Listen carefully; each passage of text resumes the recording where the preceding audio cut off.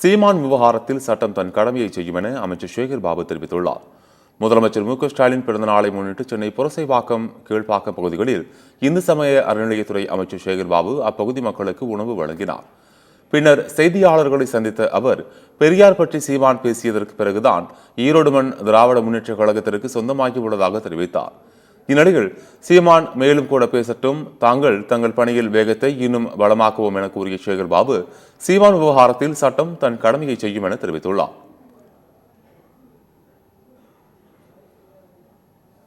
அதிகமாக கருத்தை சொல்லி அவருக்கு விளம்பரத்தை ஏற்படுத்த நினைக்கவில்லை. சட்டத்தின் ஆட்சிதான் ஒட்டுமொத்த ஒன்றியத்திலே நடக்கின்றது. தமிழகத்திலே சட்டத்தின் ஆட்சியை நடத்துவதற்குத்தான் மாண்புமிகு முதல்வர் அவர்கள் அனுமதிப்பார்கள். சைத்தான்கள் ஆட்சிக்கு மாண்புமிகு முதல்வர் அவர்கள் அனுமதி அளிக்க மாட்டார்கள்.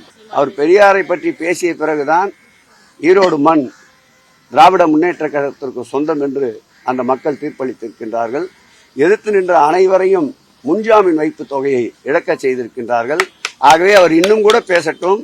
இன்னும் நாங்கள் எங்களுடைய பணியின் வேகத்தை, இந்த மண்ணினுடைய உரத்தை இன்னும் பலமாக்குவோம். இது போன்ற ஏச்சுக்களையும் பேச்சுக்களையும் கடந்து வந்த இயக்கம்தான் திராவிட முன்னேற்ற கழகம். இதுபோன்று பின்னால் பேசுவதை பற்றி நாங்கள் கவலைப்படுவதில்லை. எங்களுடைய லட்சிய பயணம் தொடர்ந்து கொண்டே இருக்கும். சட்டம் தன் கடமையை செய்யும்.